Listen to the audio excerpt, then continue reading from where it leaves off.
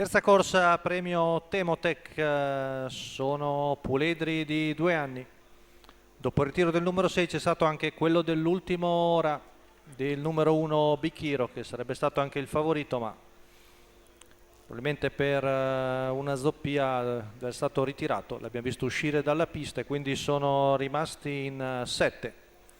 Andiamo a leggere lo schieramento: 1 Barolo Rock, anzi 2 Barolo Rock, Filippo Rocca, 3 Brigante Stecca, Francesco Virzì, 4 Birba degli Ulivi, Giuseppe Tutino, 5 Brando Benal, Vincenzo Piscuoglio, in seconda fila 7 Bella Maisan, Giuseppe Citarella, 8 Botafumero, Gennaro Pacileo al posto di Paolo Leoni, 9 Brioban, Andrea Vitagliano.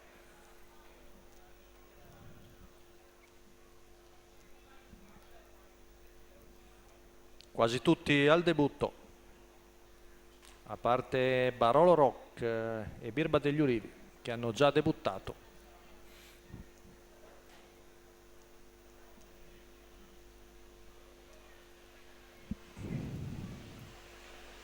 Vediamo l'errore di Bella Maisan. Barolo Rock è insidiato, che poi si getta di galoppo. Numero 9 Brioban squalificato. Brigante Stecca di galoppo anche lui.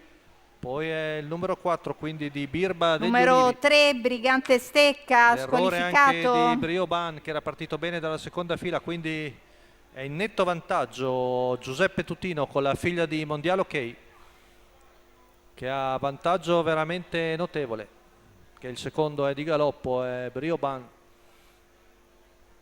Quindi Birba degli Ulivi arriva ai 400 in 32-1 e ha vantaggio notevolissimo dagli avversari.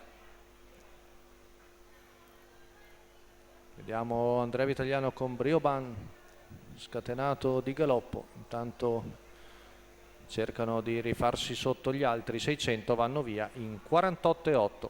Passaggio davanti alle tribune. Birba degli Ulivi cerca di sfruttare il vantaggio, prova a riportarsi sotto il numero 2 di Barolo Rock, poi l'8 di Botafumero con Gennaro Pacileo, ma il primo giro va via in 1-4-3, 15,5 la frazione qui davanti alle tribune. Ora la pista è molto pesante per questi puledri al debutto, ma Birba degli Ulivi, che è già alla terza corsa, intanto arriva al chilometro in 1:20,5, ma sembra già stanca.